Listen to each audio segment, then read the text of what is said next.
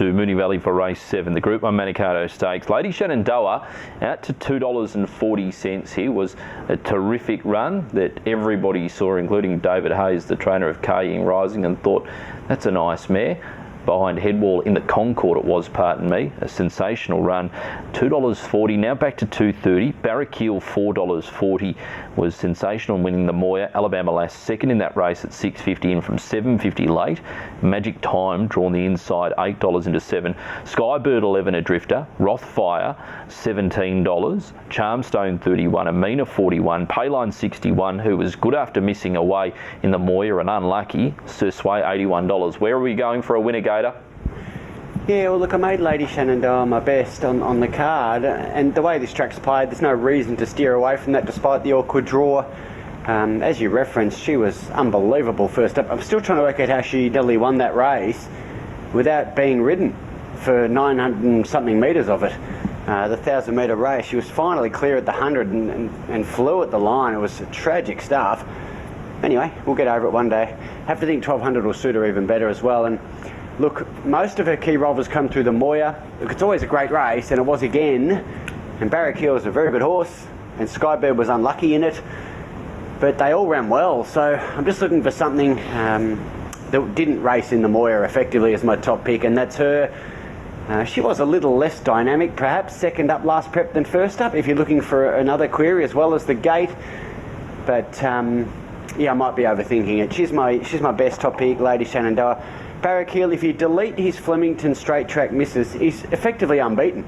He's won 8 of 9 and ran really well in the miss. Skybird, we've referenced, and Alabama Lass will be right up on speed this time at 1,200. She can win. She's next best, 6-2-8-9.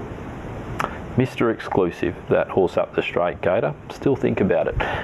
What about for Ruffy's, Gator? Rothfire looks potentially the only genuine pace in the race if Nash decides to push the button and go forward.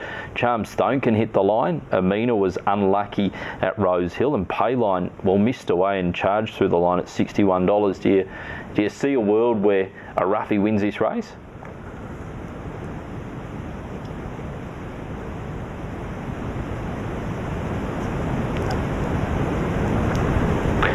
Gator not there for us at the moment, but anyway, $2.30 Lady Shenandoah he's going with as his best of the day.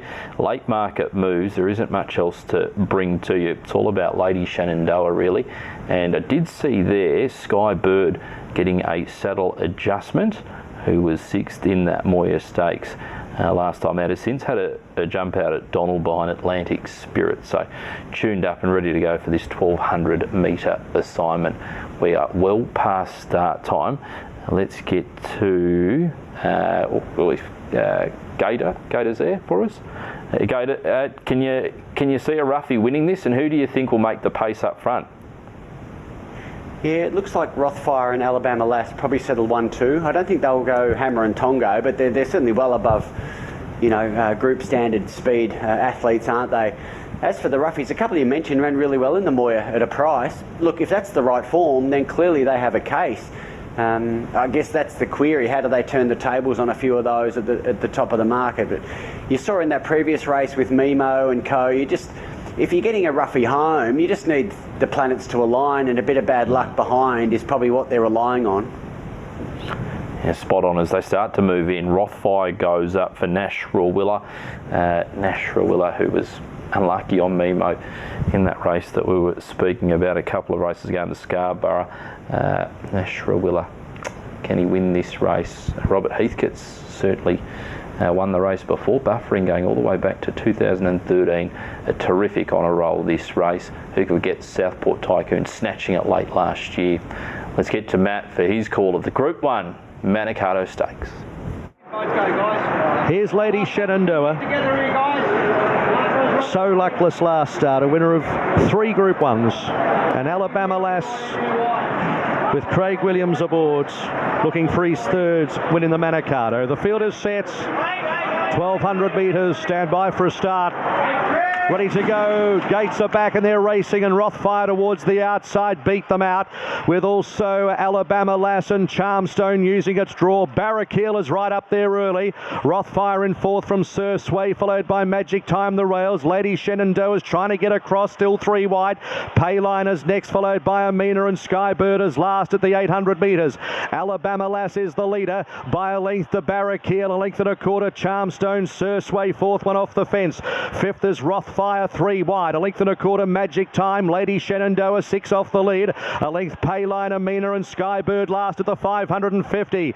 Alabama Lass in front, 3/4.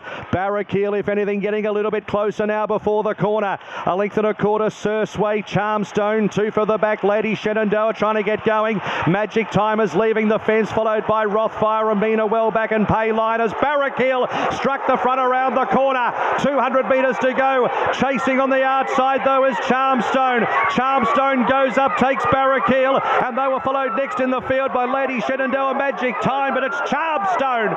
Charmstone punched out, won it from Barrackeel, Magic Time, Lady Shenandoah. They were followed by Amina. Next to finish, Payline, Rothfire, Sir Sway, Skybird, and Alabama Lass got tired and finished last. Charmstone, number 7, Blake Shin for Mick Price and Michael Kent Jr. has pinched the Manikato Stakes. It is a rough result. Charmstone at $31.80 and $5.30 from the inside draw, given every chance by champion rider Blake Shin, has stormed away at start 13, win number 5, and placed on 3 other occasions. Went up to Barrackeel, who dreamed on the corner. But Charmstone's been a little bit too good for Barrackeel, Magic Time, and Lady Shenandoah. They've clocked a time of 1:10.01. 1:10.01. The winner of the Ladbrokes Manikato Stakes is Charmstone. The placings, it was 2 lengths a half neck. Placings are 7, 2, 5, and 6. 7, 2, 5, and 6 on the Manikato. Well, she's a very good mare. Mick Price and Michael Kent Jr. very good trainers, and Blake Shinwell, time and time again, he's proving that he's an excellent rider, David Gately. Charmstone wins the Manikato. Yeah, look, it's as good as any rider on this planet, that's for sure. And look, there's your roughie that you asked for. Look, she was an excellent winner, fresh last prep in the Sangster, wasn't she? And you know, she had Giga Kick behind her, who nearly won an Everest, so really easy to make a case. I had her 5th pick, but I couldn't see her beating Lady Shenandoah, but she did, and she did it really well. Barrackeel took over and looked home, but no, she was too strong, and it's not as if she fell in. She's won by a decisive margin. Magic Time's run well, and Lady Shenandoah back and wide with a trail. Made a move to the outside, but again, just less dynamic second up than first up, so we're always learning in this game, and we'll know for next prep. Yeah, we certainly will. From an Everest perspective, Gator, while I've got you, Lady Shenandoah, an acceptable run going towards the grand final? Yeah, okay. Look, it's all going to come down to Kaying Rising. If he's not